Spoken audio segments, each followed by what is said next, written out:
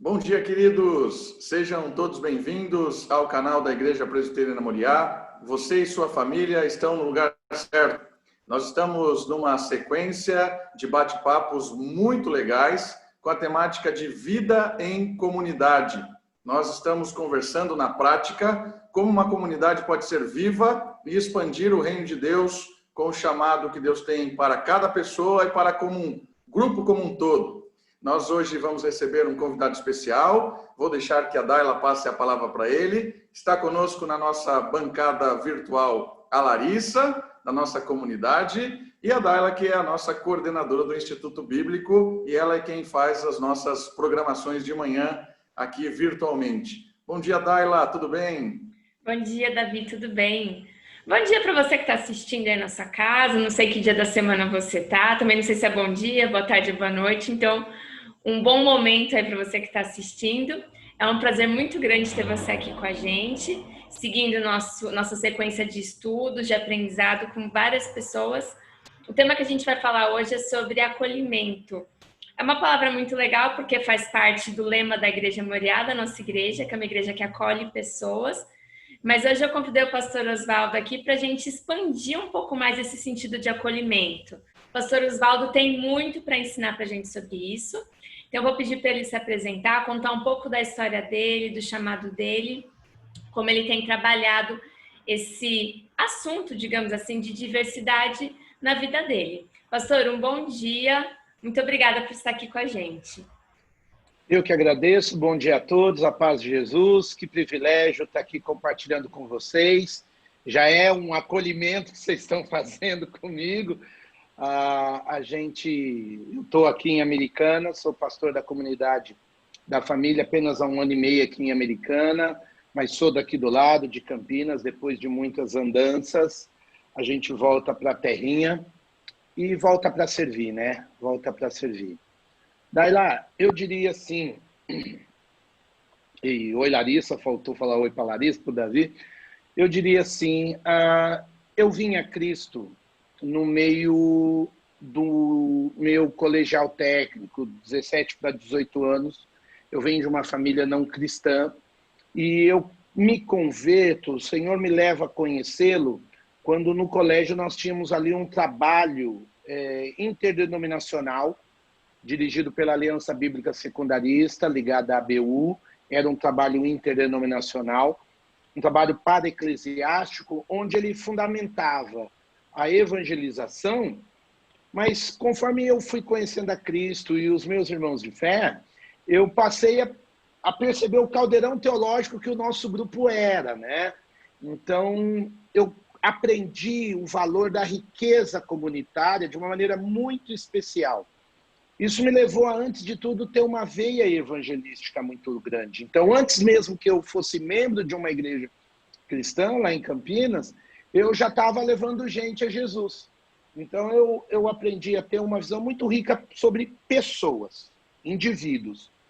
Aí eu vi a necessidade de discipular. Então, depois que eu fui entender o que era e como funcionava um grupo, e quando a gente caminha com estudantes, adolescentes se convertendo, você, da noite para o dia, vira um conselheiro sem nenhum título, porque você está preocupado em fazer com que todo mundo ande junto com Jesus. E isso influenciou muito a minha formação pastoral, meu jeito de lidar com o ministério. Eu fui em Campinas direcionado a uma igreja que era próxima à minha casa.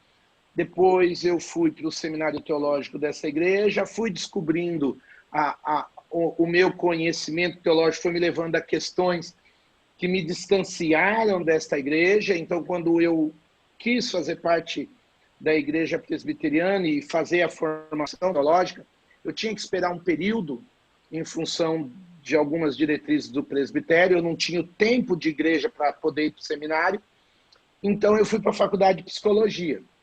E na faculdade de psicologia, então, a gente tem um olhar ainda mais específico em relação ao outro, aquele que é diferente da gente.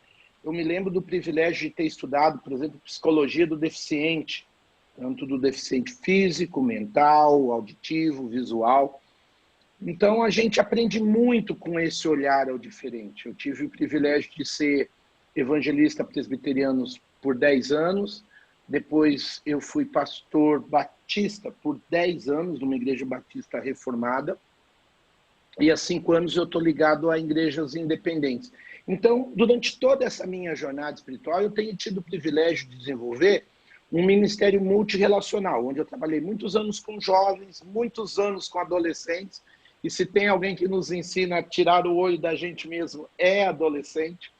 Trabalhei com muitos adultos, trabalhei com adultos ricos, trabalhei com adultos pobres, trabalhei com surdos, com ouvintes, e sempre a beleza de entender aquilo que Deus faz em cada ser humano, a maneira como Deus chama cada um para seguir o Senhor Jesus, enriquece demais a gente. Eu acho que o acolhimento começa quando a gente tem a expectativa de ver Deus trabalhando no outro e na gente. Eu acho que o grande exercício do acolhimento começa em tirarmos o olhar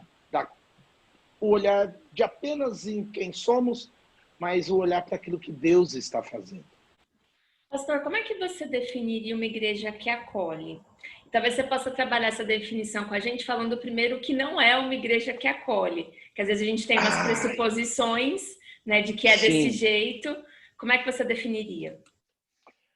Acolher, eu pensei muito nisso. Acolher não é fazer com que o outro que está chegando sinta como a gente sente as coisas. O outro não vai e a gente não pode esperar que ele sinta as relações, a amizade, o tempo de Deus, os processos de fé, como a gente sente. Então, acolher não é fazer o outro ficar igual a mim, ou pensar igual a mim, ou sentir igual a mim.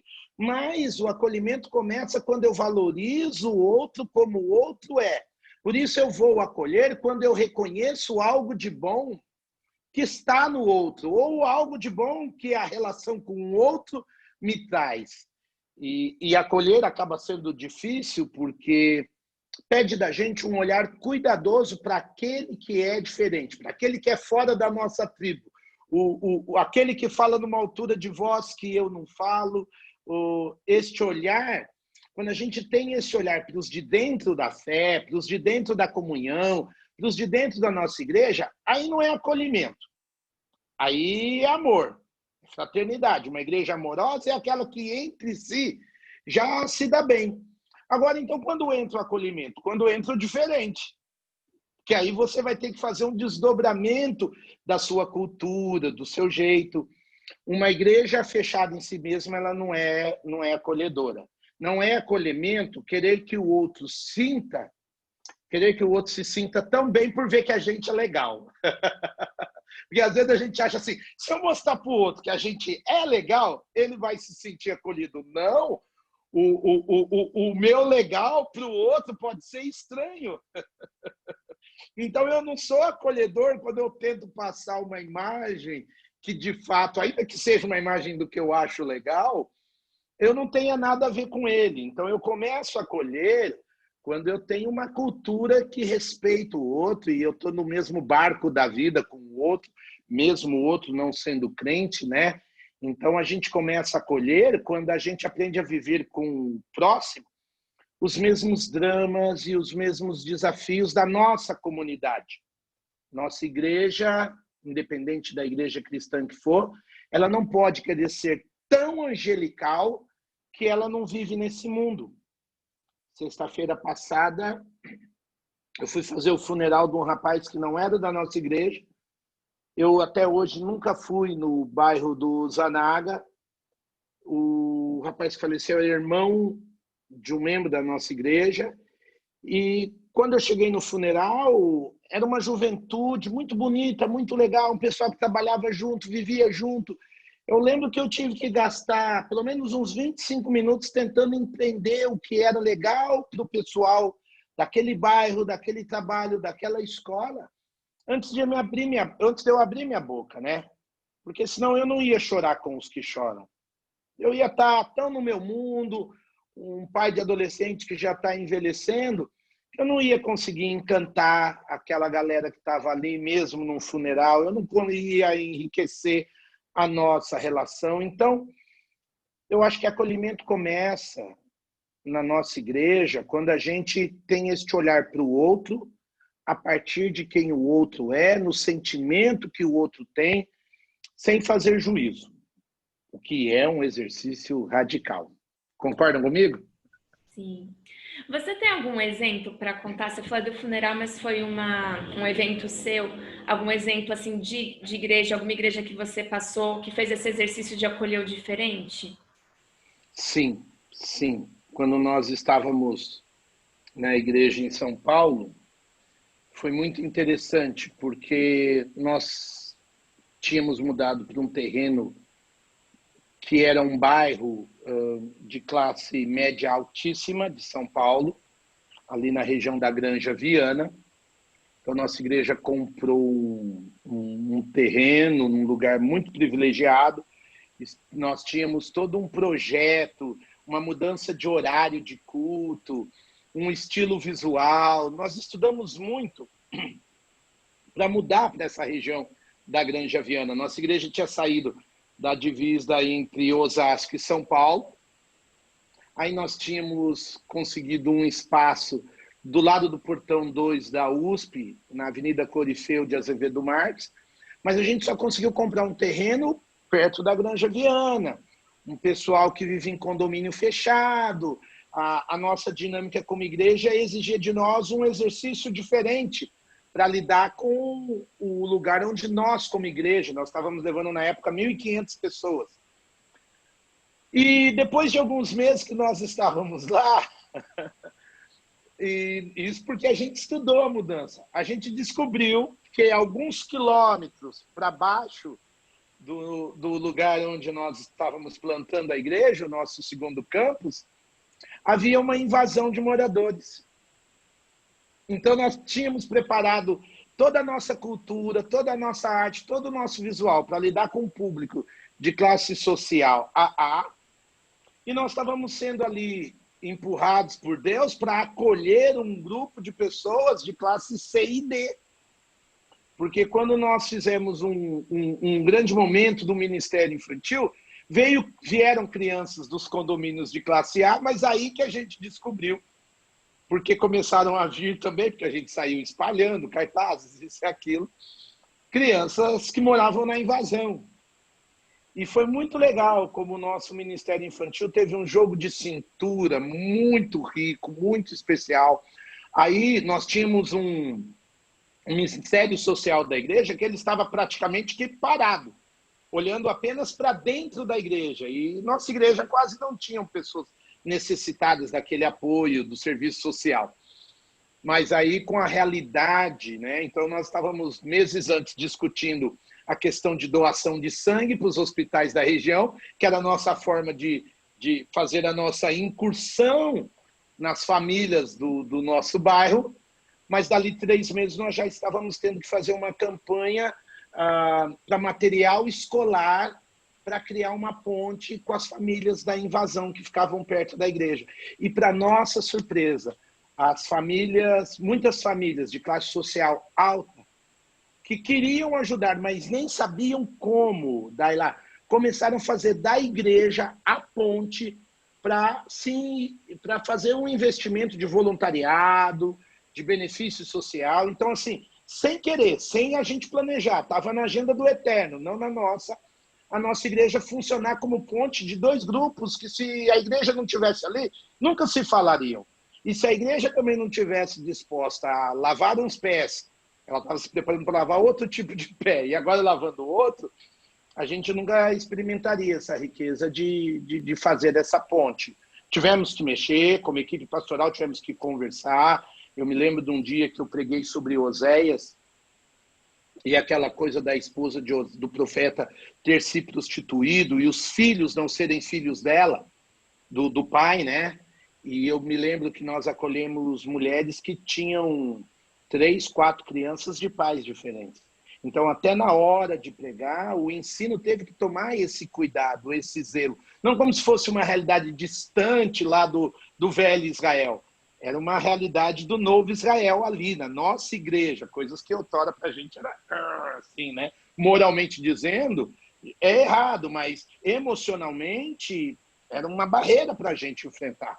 Eu me lembro que quando eu fiz um pedido de oração após a mensagem, aquelas mulheres vieram, mas com a alma assim, derramada, porque a gente não apontou o dedo, a gente mostrou a restauração que Deus tinha, assim como tinha para Gomer, tinha para tantas outras mulheres, né?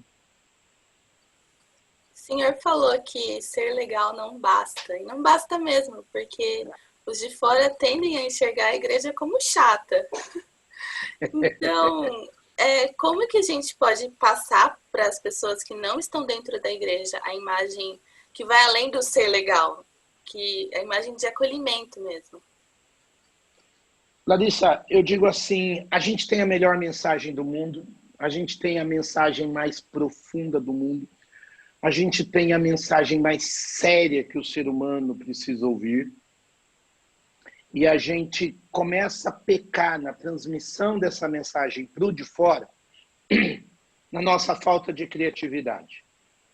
A gente começa a pecar, eu chamo de pecado no sentido de não enriquecer algo. O Senhor Jesus era tão criativo, o Senhor Jesus criou tantas parábolas, Jesus não devia ser uma pessoa repetitiva, ele era inovador, ele faz, cada milagre dele tinha um detalhe, uma beleza. Eu acho que a palavra aí é sutileza. Então, nós precisamos não ser uma igreja chata, pesada, no sentido de ser igreja juíza de uma sociedade que está podre. Isso a gente não precisa entrar. A sociedade está podre e você vê pessoas que não têm o menor temor de Deus também reconhecendo isso. Então, a gente não precisa entrar nessa mesma via de só dizer o que está ruim e o que está errado, né? Nós não precisamos, nessa hora, bancar os juízes de uma sociedade que apodrece. Mas a gente precisa ser uma igreja que ganha o direito de ser ouvida. Então, a gente não pode transformar seriedade em antipatia, a gente não pode transformar valores inegociáveis em instrumento de condenação. Nós não vamos negociar, o Evangelho não negocia alguns valores, porém, o Evangelho sabe entrar nas necessidades das pessoas. Lá em Ribeirão Preto, eu me lembro, nós tínhamos um trabalho com moradores de rua. E quando você vai conversar com moradores de rua, por exemplo, eles sabem o ABC da fé melhor do que muito crente. Muitos deles passaram por igreja. Então, quando você vai falar para um morador de rua, por exemplo, eu me lembro que eu não falava do amor de Deus. Eles conheciam, eles tinham uma noção. Eles pedem uma ajuda na rua já usando o amor de Deus. Ô, Senhor, pelo amor cristão, me ajuda aí. Eles já usam. Eles têm até a linguagem dos crentes. Então, quando eu ia falar, por exemplo, a gente fazia a cada 15 dias um almoço, um jantar com eles na rua, os temas da minha conversa, por exemplo, era sobre mentira. Porque eles mentem, né? Então eu falava de mentira. Eu falava, gente, eu preciso da ajuda de vocês, porque todos nós somos mentirosos. A gente mente quando a gente não depende de Deus. Quem aqui de vez em quando se esquece de Deus? Aí eles... Então eu entendo que o acolhimento pede o mínimo de criatividade para dizer as mesmas verdades, com os mesmos princípios, mas a gente precisa se desdobrar na criatividade e no respeito ao outro. A gente sabe que desobedecer a Deus leva sempre a uma coisa negativa. A sociedade que a gente vive, as pessoas já estão sofrendo com a violência, com os traumas, com as perdas, pela desobediência a Deus. Então a gente precisa tornar a obediência a Deus apetitosa. Por que é bom obedecer a Deus? Isso não crente não sabe. Isso o meu amigo que não gosta de igreja, fala, por que obedecer a Deus é bom? E quando eu digo por que obedecer a Deus é bom, eu estou trazendo um aspecto do evangelho mais acolhedor para ele, porque ele está precisando de algo que tire ele das perdas, da violência, dos traumas. Eu me lembro de uma senhora que viu na nossa igreja um batismo infantil, e ela era uma mãe solteira. E alguém a convidou, por causa que eram crianças da mesma escola, ela foi.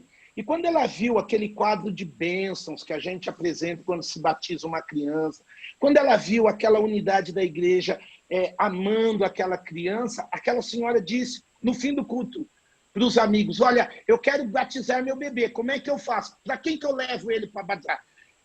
A gente podia dizer para ela, olha, existem uma série de comprometimentos, existe uma série de processos. A gente teve a decisão de dar uma resposta mostrando todas as diretrizes da maneira mais antipática, ou a gente teve que ser realmente criativo para dizer para ela, que bom, então antes da gente batizar o seu bebê, a gente quer conhecer você, seu bebê. Vamos tomar um café, vamos sentar junto, vamos mostrar, explicar por que batizar o bebê era importante, por que a criança dela, por que a família. E eu me lembro que o nosso pastor teve o privilégio de batizar o bebê e a mãe.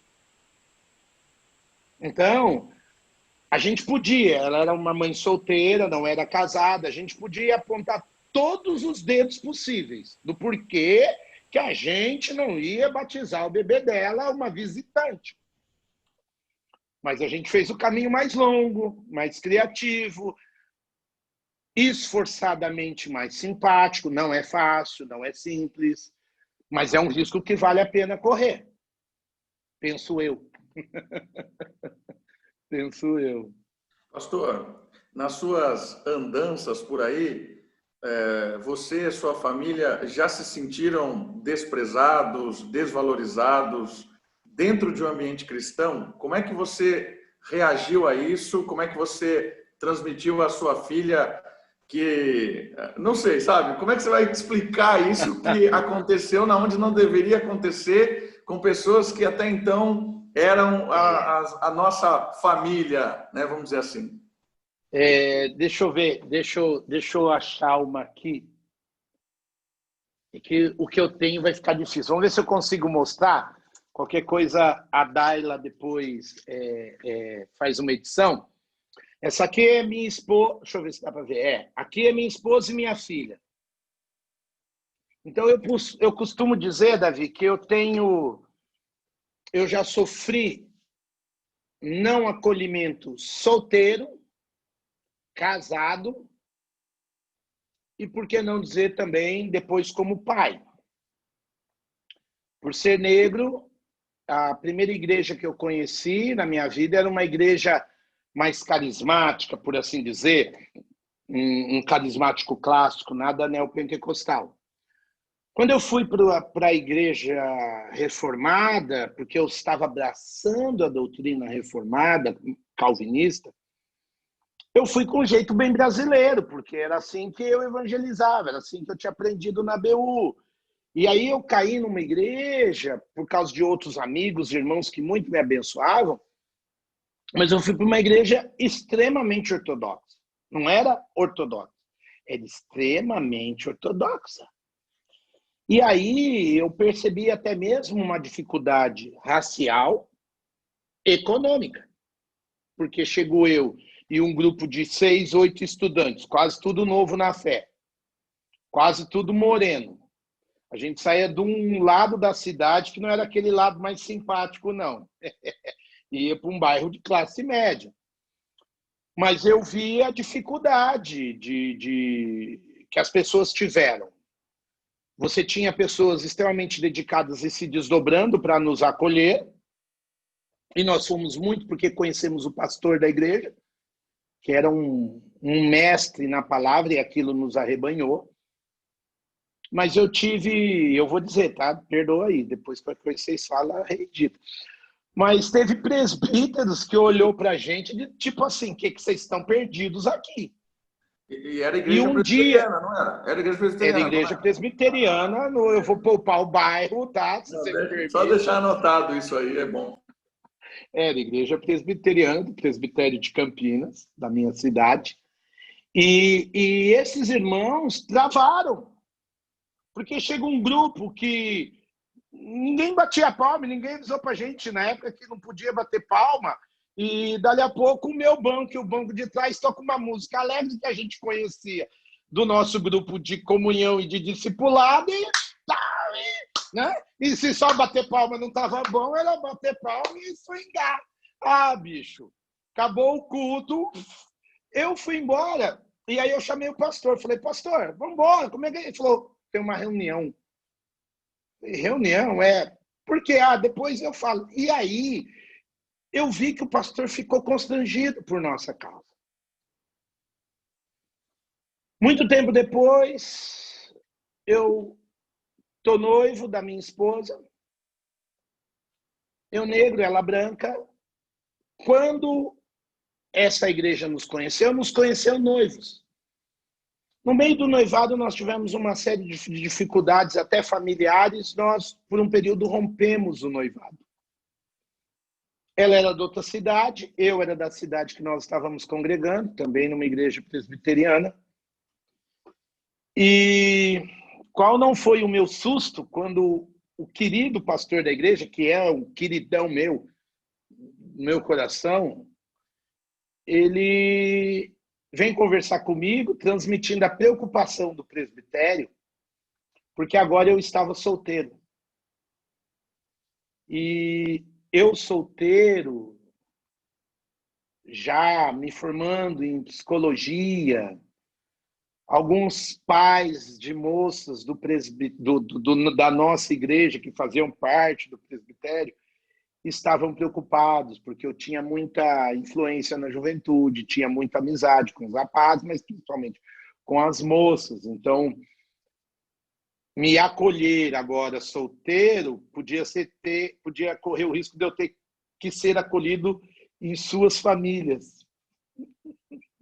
Não apenas em suas igrejas, porque enquanto ele está na igreja e noivo de uma branca, ok. Agora, quando essa branca for a minha filha...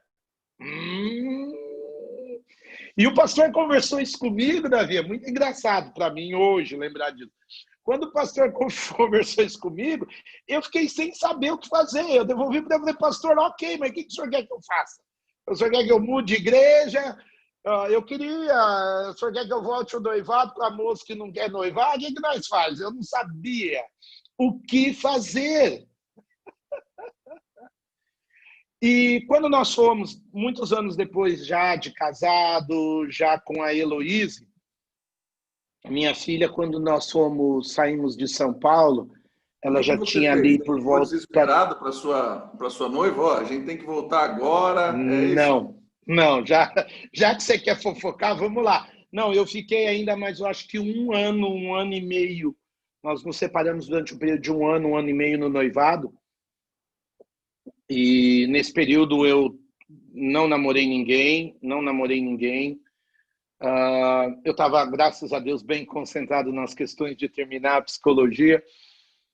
Mas eu me lembro que eu passei a me distanciar muito mais das moças da igreja, porque quando você já sente esse medo e esse não acolhimento, a sua tendência é se afastar ainda mais.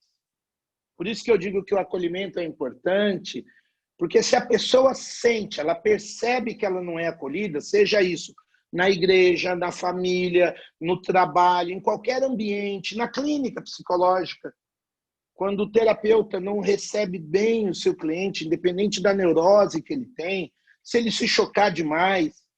Eu vejo hoje pessoas que têm na família uma criança autista, se a igreja não souber acolher no primeiro momento, muitas vezes você não tem uma segunda chance, mas ela já vai ser uma segunda chance cada vez mais distante. Eu fui me distanciando até, né? Eu me lembro que eu me dediquei muito mais a um grupo de discipulado de rapazes. Nós tínhamos um grupo musical e fechamos esse grupo nos rapazes. Foi um ano assim meio sabático da amizade feminina, literalmente. Aí eu lembro que eu tinha amigas, e quando eu tinha uma necessidade da conversa do feminino, eu tinha na faculdade, com as minhas amigas até não crentes, com algumas mulheres mais velhas, até de fé, casais amigos. Mas eu me distanciei muito de algumas jovens, de algumas amigas. E demorou. Quando a gente voltou ao noivado, eu me lembro que a próxima reunião do conselho que eu estive já tinha até gente assim. Era nítido, velho. O medo, porque a filha do camarada era amiga, era sister, não tinha nenhuma questão mais erótica ou romântica. Mas o pai tem medo, né? Vai que marrom bombom desse não se vê todo dia no evangelho. E no meio disso... Mas quando a gente foi, depois de casado, muitos anos, para o interior, a gente voltou de Campinas, ficamos em São Paulo, Heloíse nasceu lá. Quando a gente foi pastorear em Ribeirão Preto, A Elô tinha 7 anos. E aí nós passamos a ser visto como a família de São Paulo. Engraçado isso, não sei se a Daila já percebeu isso, né? E aí, até com os filhos da gente, as pessoas tinham uma trava para brincar. Então o pessoal convidava a gente para comer na casa, o pastor que estava chegando com a família pastoral, mas eles tinham uma necessidade muito grande de agradar, porque achavam que pelo fato da gente ter vindo de São Paulo, a nossa crítica ia ser mais ácida, sei lá o que o pessoal imaginava, cada hora a gente ouvia. E eu me lembro que a minha filha um dia reclamou disso, ela falou, pai, mas a gente é igual a todo mundo, por que eles têm esse medo? Porque criança pergunta direto, né? E ela captou que as pessoas tinham medo, talvez da minha crítica, de algum julgamento que a gente pudesse exercer. E aí isso foi muito interessante, porque a nossa igreja lá em Ribeirão, ela tinha um grupo mais ou menos de 100 pessoas adultas. Só que para uma igreja desse tamanho, nós tínhamos uma igreja dividida. Nós tínhamos 2 igrejas em uma. O pessoal que já era da cidade, que se converteu na cidade, que fazia parte da igreja, mas era da cidade, tinha família na cidade, e o pessoal que vinha de fora, que vinha de Ribeirão, que vinha de Campinas, que vinha de Jundiaí, que vinha do Paraná, que vinha de Curitiba, e foi estudar na USP, foi estudar nas universidades e ficou, ou por algum projeto profissional foi e ficou. E aí, como eu estava também chegando, esse pessoal que chegou se identificou muito comigo, pelo jeito, ser um pouco mais relaxado, aquela questão de ter uma visão mais metropolitana, mais urbana. Então a gente acabava o culto acabava às 8 horas, vamos sair para comer, vamos conversar, vamos esticar a comunhão. E o pessoal que era da cidade, não. 8 horas, 8h30, acabou o culto, vamos para casa. Aquela cultura bem arraigada, amanhã é cedo, mas todo mundo acordava no outro dia cedo, inclusive o pastor. Então a gente percebeu, engraçado, como nós não tivemos aquele acolhimento, porque todo mundo tem essa ideia quando vem de São Paulo, Davi. O interior é mais acolhedor. Aí já não era mais uma questão racial, não era uma questão financeira, era uma questão geopolítica mesmo, né? Porque você vem de São Paulo, então você vem com muitas ideias, tal, mas eu era um cara do interior. Algumas famílias ficaram com essa marca, porque a gente vinha com muita paixão por missões urbanas, e o pessoal que estava lá, que se sentia abandonado, abraçou. Foi o reverso do distanciamento, né? Então, o pessoal que antes se sentia tolhido de dar uma sugestão, uma ideia, fazer um jantar diferente, fazer alguma coisa na frente da universidade e tal. Quando a gente chega, eu falo, opa, beleza, vamos embora, vamos fazer. Então, teve um choque, talvez por isso que eu fiquei menos tempo nessa igreja. E é fato. Quando eu percebi que ia dar muito racha, eu falei, então, Deus abençoe e fica na paz. Pastor, vou fazer a pergunta que você pediu para eu ler, literalmente. Então, eu vou ler o que eu te escrevi. A pergunta é assim. Como a igreja pode abraçar pessoas de diferentes contextos e realidades sem nivelar essa riqueza cultural, impondo um padrão, entre aspas, mas se tornar um retrato verdadeiro da multiforme graça de Deus? Então, para quem não está lendo o que eu estou lendo, como é que a igreja pode receber as pessoas sem impor sobre elas um padrão? Né? Na nossa igreja nós fazemos assim, mas acolher a diversidade, a bagagem que cada um traz, para tornar uma igreja que revela mais a graça de Deus, que é infinita em sua variedade. Isso, quando você coloca multiforme graça de Deus, esse é um conceito de unidade na diversidade que a gente precisa nos dias de hoje, Daila, retomar. A nossa sociedade, meus irmãos, ela já está polarizada. As ciências políticas estão polarizadas, as ciências psicológicas estão polarizadas, as ciências biológicas estão polarizadas. O excesso de conhecimento tem levado a sociedade, por causa da sua pressa, a tentar se posicionar, a tentar criar rótulos, a tentar criar... Há uma ignorância humana de que se a gente rotular fica mais fácil entender. E, infelizmente, não é assim. O ser humano é muito mais amplo, muito mais complexo, muito mais diverso, né? Eu gosto do texto do Apocalipse, que quando João olha aquela gente chegando e ele fala, quem é essa gente? Gente de toda tribo, língua, povo, nação. Ou seja, até no reino eterno essas diferenças vão ficar visíveis, porque o homem de Deus vê a diferença que havia no povo, na tribo, na língua, na nação. Então, antes de tudo, a resposta está, a priori, a resposta começa na sua pergunta. Como é que a gente, como igreja acolhedora, igreja bíblica, igreja centrada na palavra, mostra, ao mesmo tempo, essa multiforme graça de Deus? A resposta começa em ser uma igreja graciosa. A graça é olhar para quem precisa ser favorecido. Aí eu me lembro da canção, né? Todos necessitam de um amor perfeito, perdão e compaixão. Então, Cristo move as montanhas quando uma igreja reconhece a graça. A igreja do primeiro século, até antes de Atos 15, teve sim a sua luta para integrar gentios e judeus. E o que trouxe unidade na mente, na religiosidade diferente, na maneira de expressar e buscar a Deus? Foi essa graça. A graça de Deus de olhar. Eu lembro de Pedro lá em Atos 15 dizendo, o mesmo Espírito que esteve sobre nós estava sobre os gentios. Pedro deixa claro que ele viu o favor do Senhor. Então, esse favor que eu tanto canto, essa graça merecida, precisa estar na nossa visão na hora de olhar para quem chega. Sem negócio. Em segundo lugar, além desse aspecto espiritual, bíblico da graça, a Bíblia não traz em si a palavra respeito. Respeito, como nós conhecemos na nossa cultura, ela é uma palavra latina. Por isso que você não lê, que você tem que respeitar o seu semelhante. A palavra respeito aplicado no Novo Testamento, em grego, ela é chamada, o sinônimo dela é honra. Time, palavra que aparece 35 vezes no Novo Testamento. O Paulo, escrevendo à igreja de Roma, que era uma igreja de judeus e gentios, ele fala, olha, prefiram dar honra mais aos outros do que a vocês. Prefira dar respeito, honra, valorização do outro mais do que a si próprio. Se a gente lembrar, o Salmo 8, verso 5, diz que quando Deus fez o homem, Deus criou este ser menor que os anjos, coroado de glória e honra. Ou seja, cada ser humano merece um mínimo de respeito de ser uma criatura formada à imagem de Deus.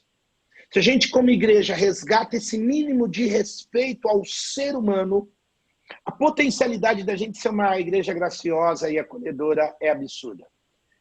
Eu tive uma experiência muito radical quando eu tive que fazer estágio, acho que todo mundo já ouviu falar aqui do CVV, Centro de Valorização da Vida, o famoso 188. E eu estava já me aprofundando nas teologias de Carl Rogers, e eu precisava fazer um estágio, e se tinha um lugar que tinha estágio livre, era no Centro de Valorização à Vida. Um lugar que recebe muito pedido de socorro, de pessoas que estão se suicidando, pessoas que estão com pensamentos suicidas, de pessoas que estão em depressão. E lá no CVV tem algumas regras básicas. Uma dessas regras é que você, independente da sua religião, não pode pregar para as pessoas. Você não pode falar de política, você não pode falar de religião, você não pode falar de nenhum partido social, intelectual. E aí tem umas regras básicas do CVV. Entre elas é lutar para compreender o outro, aceitar as mazelas, as dores, o que o outro estiver te falando e não julgar. Então, para mim, gente, eu digo assim que eu aprendi respeito no CVV. Respeito ao ser humano. Quando eu tive que me despir de tudo aquilo que eu continuo crendo, eu já cria naquela época, mas que o outro não crê. E como é que eu converso com o outro que não crê no que eu creio e não aceita o que eu aceito? Se eu não tiver um olhar, antes de tudo, de respeito, eu não posso fazer nada pelo outro. E aí eu aprendi a pregar sem Bíblia no CVV, porque eu tive um ouvido amoroso, eu tive uma fala misericordiosa. Eu agradeço a Deus porque uma pessoa que uma madrugada me ligou dizendo que ia se suicidar, eu ouvi, escutei, não pude pregar, dei o máximo do meu respeito e consideração. A pessoa, depois de um tempo, desligou o telefone e, para minha surpresa, no outro dia do meu estágio, no mesmo horário, a mesma pessoa ligou. E aí já não havia mais aqueles pensamentos, aquelas ideias. Eu lembro o quanto eu aprendi a orar, a interceder, quando eu estou em ambientes ou com pessoas que a terra ainda está dura para eu lançar a semente. A terra ainda está fechada. Então, até que eu possa pregar, o que eu faço? Eu respeito, eu compreendo, eu aceito, eu não julgo. Aí isso me faz também ser uma igreja que simplifica as expectativas, ou seja, uma igreja que quebra toda a ideia de perfeccionismo, a começar entre nós, cristãos. Ninguém aqui está perfeito, ninguém aqui está pronto, nem o reverendo, nem o conselho, nem os ministros da igreja, ninguém está pronto. Nós não somos uma igreja perfeita.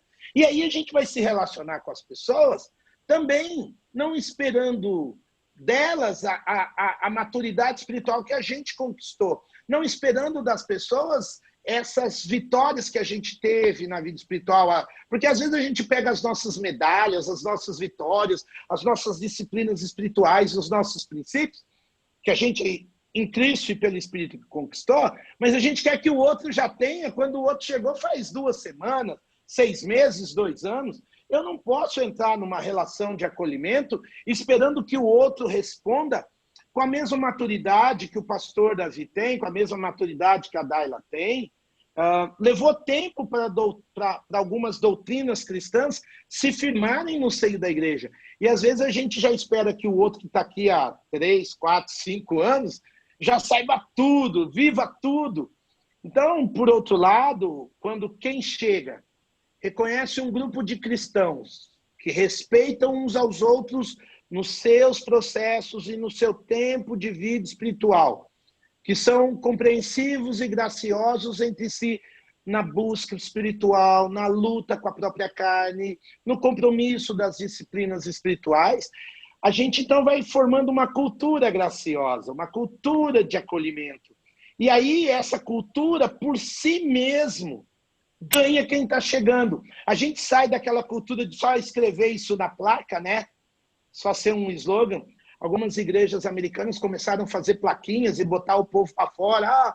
Nós somos uma igreja de imperfeitos, tal e coisa. Mas quando o povo chegava lá dentro, a régua era outra, o patamar do que era esperado era outro. Então não adianta a gente, às vezes, fazer a placa, mas a cultura do não perfeccionismo, da graça, do respeito não existir. Se a cultura for realmente verdadeira no meio dos filhos do Senhor, quem chega reconhece. Meu pai era caminhoneiro.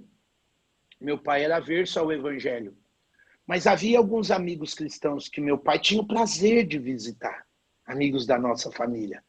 Porque a gente ia na casa deles, e no bom sentido, eles não pareciam crentes, no sentido positivo. Eles faziam oração na hora que a gente ia comer, pedia para fazer uma oração na hora de ir embora, que meu pai ia embora da casa deles. Mas as conversas, as coisas, eram do dia a dia. Quando um filho de alguém estava mais peralta, eu lembro do nosso irmão, o senhor Vitor pedia assim, vocês dão uma licença que eu vou dar uma disciplinada aqui e já volto.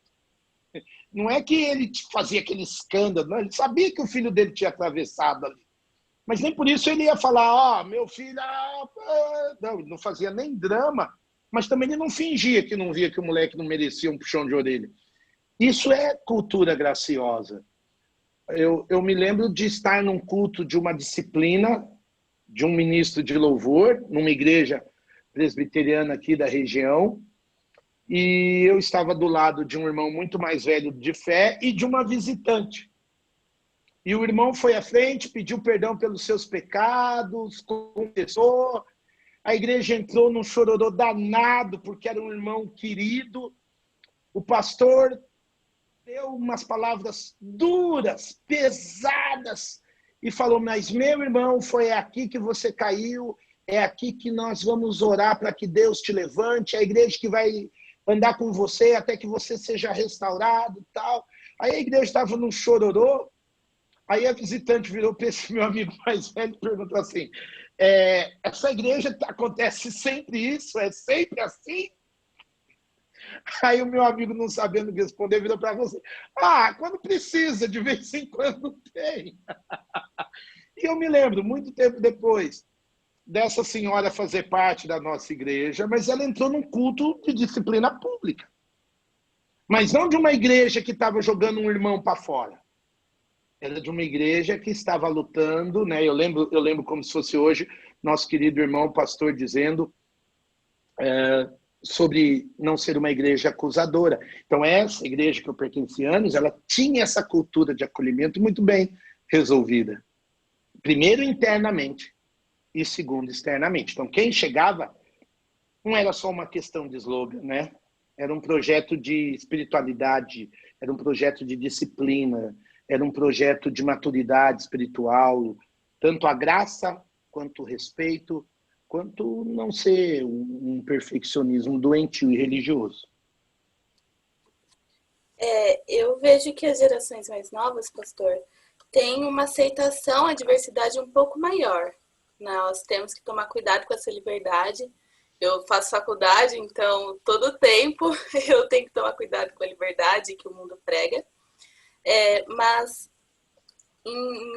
quando se trata de acolher o diferente, de lidar com a igualdade das pessoas, eu vejo que a minha geração, as gerações mais novas, têm uma facilidade maior. Como que a gente pode aplicar isso e passar isso para os mais velhos hoje? Não esperar que a igreja se renove e as gerações mais novas se tornem mais velhas para começar a acolher, mas começar a acolher hoje. Bom, gente, a conversa estava boa até aqui. Obrigado, valeu. Larissa, o que você está falando é muito sério e é muito complexo. Eu peço perdão pela brincadeira, mas porque a coisa é realmente complexa. Não apenas na igreja, não é uma questão de fé. Débora, minha esposa, é auditora de qualidade e ela está fora do mercado e ela tem feito cursos para ela voltar para a área dela. Hoje em dia, não sei se vocês sabem, mas já existem normas de padrão de qualidade para você avaliar uma empresa, dada a abertura de diversidades que as empresas têm. Quanto mais abrangente de minorias e diversidades uma empresa for, maior é a nota dela nessa qualificação de qualidade. Só que quando a gente está falando de uma empresa que se abre para todo tipo de minoria, a empresa tem como também romper quando esse profissional não dá à empresa o retorno técnico esperado. Agora, as empresas estão sofrendo por causa disso. Por quê? Porque a diversidade social ela é tão ampla que ela, infelizmente, tem deixado de ser moral. E é aqui que o bicho começa a pegar. Eu faço parte de um grupo de estudiosos da psicologia que tem um certo conceito, por exemplo, para lidar com a pedofilia. Então, a gente é a favor, por exemplo, da castração química, porque sabe que a implicação do comportamento pedófilo, até que ele seja neurológica e psicologicamente tratado, ele é muito mais rápido em fazer vítimas. Então, eu sou a favor de uma castração química, não porque eu não acredito que a pessoa não possa ser cuidada, tratada, mas porque até que isso aconteça, ela já fez mais vítimas do que o tratamento consegue se legitimar. Então, eu tenho uma resposta técnico-científica para não ter uma mente tão aberta à questão da pedofilia. Por quê? Porque você tem, na Universidade Federal da Bahia, um defensor de pedofilia como forma de autoconhecimento erótico do jovem e do adolescente. Ele usa as questões da história, do que havia em Roma, para legitimar a intimidade sexual entre homens mais velhos com meninos mais novos. Perceberam o mundo que a gente está? Perceberam como é fácil você distorcer conceitos históricos, sociológicos e, por que não dizer, até biológicos, para defender um ponto de vista, olha o que eu vou dizer agora, sem nenhuma epistemologia. O que é epistemologia, gente? É aquilo que leva você a entender o porquê de cada ciência, é a ciência das ciências. Então eu admiro como nós temos uma juventude cristã hoje, graças a Deus, um pouco mais graciosa, mas que tem que tomar cuidado para que ela não sofra, isso que você chamou de liberdade, né? Uma rasteira epistemológica. Abrir sem os filtros da palavra, da história, da verdadeira ciência humana, e no meio dessa abertura, como disse o Senhor Jesus, coar mosquito e engolir camelo. Então, os mais velhos, para nem correr o risco de nem engolir um, nem engolir outro, já se fecham demais. Então, eu acabei de entrar num assunto extremamente delicado pelas vias da epistemologia. Eu dei um pensamento de algo que eu acredito, que eu creio, não apenas como cristão, mas também como cristão e homem da ciência, mas dei o ponto de vista também de quem não acredita naquilo que eu acredito. Então, se existe um exercício que as novas gerações vão precisar fazer para que o acolhimento não pareça frouxidão espiritual ou moral, é ir cada vez mais fundo naquilo que acredita, naquilo que crê. O apóstolo Paulo dizia, todas as coisas me são lícitas, mas nem tudo me convém. Essa geração tem uma dificuldade para defender o que não convém. Então é um exercício. E quando essa geração entende o porquê não convém e o que não convém, ela vai ter muito mais argumentos para ajudar os mais velhos que passaram por uma cultura mais rígida, fechada. E quando eu digo cultura, não era só a igreja, é o que eu estava te dizendo, a indústria, a ciência, tudo era mais rígido. Né? A gente tem que ver lá o que disse o filósofo polonês a respeito da sociedade líquida, da pós-modernidade, onde tudo que é rígido, se liquefaz. Então, nós precisamos liquefazer algumas coisas da nossa religiosidade, mas não da nossa doutrina bíblica. Então, as gerações mais jovens precisam fazer o exercício epistemológico. Por que não convém? Tudo me é lícito, mas por que não convém? Paulo diz, olha, eu me faço de livre para ganhar os livres, me faço de escravo para ganhar os escravos, me faço de tudo para com todos a fim de ganhar alguns. Ou seja, a contextualização da fé também tem seus limites. Existem algumas barreiras que o evangelho não vai abrir mão, algumas questões inegociáveis, como eu já tinha dito. As gerações mais novas precisam entender o que é inegociável e, em cima daquilo que não se negocia, aí ajudar os mais velhos a ver o que a gente pode fazer, como diria Schaeffer, a chamada cobeligerância.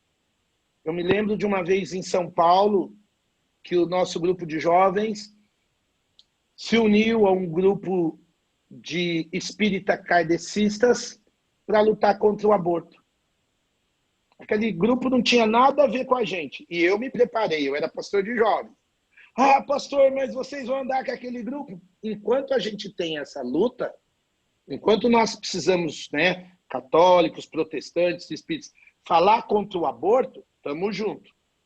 Chegou nesse outro assunto, para os mais velhos da igreja foi um choque, não bíblico, cultural. Mas para quem está dentro da universidade, quem está dentro da empresa, quem está dentro das formações de conceitos sociais, esse diálogo precisa ser cobeligerante. Nós precisamos diminuir os muros, mas existem algumas coisas que a gente só vai até ali. Dali para lá, o princípio bíblico. Então, cada vez que um jovem se aprofunda, ele consegue dialogar melhor. Respondi, não? Nossa, e como? Respondeu muito bem, muito obrigada. Glória a Deus. Pastor, eu queria que você nos desse algumas dicas práticas para o ministério aqui acontecer na igreja, que a gente possa fazer em pequenos e médios e longo prazo. Tá. Conceitualmente, como igreja, estudem o que significa inteligência emocional. Inteligência emocional é um conceito novo que eu tive numa família que a roupa de um irmão passava para outro irmão, passava para um primo, aquelas famílias grandes que a gente aprendeu a ter o quê? Ó, jogo de cintura.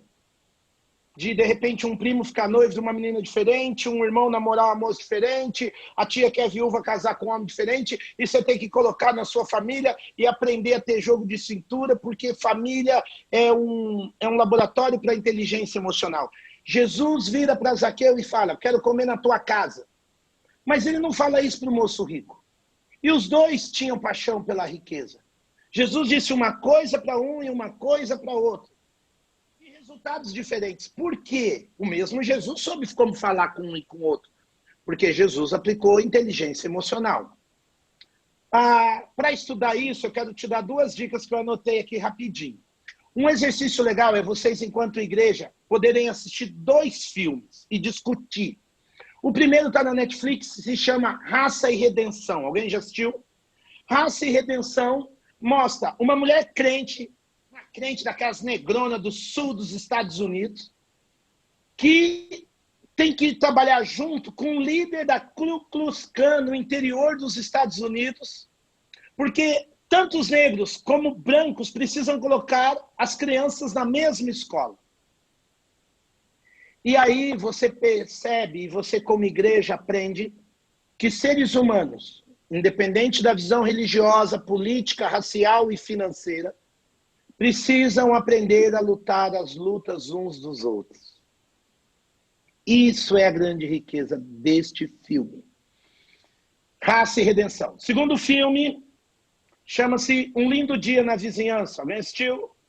Ninguém. Tom Hanks faz o papel de um apresentador que é considerado o maior pedagogo dos Estados Unidos, chama-se Fred Rogers. Esse camarada ficou na TV americana por 31 anos. Ele levou negros, quando ninguém levava negro na TV. Ele levou crianças com deficiência, quando crianças com deficiência os pais tinham vergonha e escondiam. Esse camarada falou dos assuntos mais difíceis na TV americana, falando para crianças. E agora o mais fenomenal, Fred Rogers era cristão. E um absurdo, esse camarada era pastor presbiteriano. E ele nunca teve que defender a sua fé. Ele viveu a sua fé. Esse livro nos dá uma aula tremenda sobre a capacidade de lidar com pessoas difíceis. O filme mostra a biografia de um homem bom que vai ser perseguido por um repórter mau e ruim e que quer acabar com a sua reputação. É uma aula sobre intercessão. Por que eu uso esses 2 filmes? De uma maneira prática, como exercício para cristãos. Sempre que nós pensamos em acolhimento, nós temos medo de lidar com pessoas difíceis. Nós não pensamos que nós vamos acolher pessoas boas. Nós não pensamos que nós vamos acolher pessoas que têm os mesmos sonhos, as mesmas lutas, as mesmas paixões que a gente. Deus nos amou, Jesus curou, Jesus tocou porque ele era cheio de compaixão. O acolhimento ao diferente é uma pós-graduação da compaixão que a gente carrega. E eu quero desafiar vocês a sonharem, abraçarem. A linha americana, no bairro, perto do bairro, um grupo que talvez seja totalmente diferente de vocês. Um grupo escoteiro aos sábados, um grupo de skatista no meio de jovens, um grupo de idosos que talvez tenham algum problema de saúde, eu não sei. Mas a gente não aprende acolhimento na teoria. Estudem juntos, orem juntos, assistam filmes, mas criem um desafio. Talvez por 6 meses, 3 meses. Quando eu estava na Igreja Presbiteriana Central de Limeira, a igreja naquela época não havia o Estatuto da Criança como ele é hoje. E eu me lembro de um período que nós quisemos amparar um orfanato na escola bíblica dominical. As crianças do orfanato arrebentavam nossa igreja, faziam uma bagunça. Os pais tinham medo de levar as suas crianças. Eu me lembro até hoje do sermão que o pastor Jonas Uski nos pregou, nos desafiando a entrar na bagunça das crianças. Quando Deus entrou na história da humanidade, Deus entrou na nossa bagunça. Que a Igreja Presbiteriana Moriá Americana pague o preço de entrar na bagunça da vida das pessoas. Falei. Falou tudo. Muito obrigada, pastor. Foi muito bom. Obrigado a vocês. Muito elucidativo. Deus abençoe. Obrigado. A Larissa fazer uma oração para a gente encerrar. Depois o Davi dá uns avisos finais. Muito obrigada, Pai, por essa conversa, esse momento de aprendizado. Que essa palavra, Pai, entre nos nossos corações e que nós possamos aprender cada dia mais a ser uma igreja que acolhe as pessoas indiferente das diferenças culturais, das diferenças de riqueza ou não, Pai. Que nós possamos ter os corações abertos, Pai, como comunidade, não só a nossa igreja, mas todas as igrejas, Pai. Que nós possamos mostrar ao mundo que nós somos diferentes pela graça de Deus na nossa vida, Pai. Muito obrigada pelo pastor Oswaldo, pela dedicação dele hoje, pelo tempo. Muito obrigada, Senhor. Continua abençoando ele e sua família, Pai. Abençoe cada um que está ouvindo essa palavra, que nós possamos aplicar isso nas nossas vidas, meu Deus. Em nome de Jesus, que eu era agradecida. Amém. Amém. Muito obrigado, pastor. Graças a Deus, um tempo muito bom de bate-papo, ouvindo, aprendendo. Graças a Deus pela sua vida, pela sua família. Eu agradeço também a você da Moriá que acompanhou a gente aqui. Compartilhe o link, mande para todos os seus grupos de WhatsApp. Vamos espalhar boas notícias. E eu convido você também para voltar às nossas atividades à noite. 19 horas nós temos culto aqui na nossa comunidade. Você e sua família são muito bem-vindos. Deus abençoe.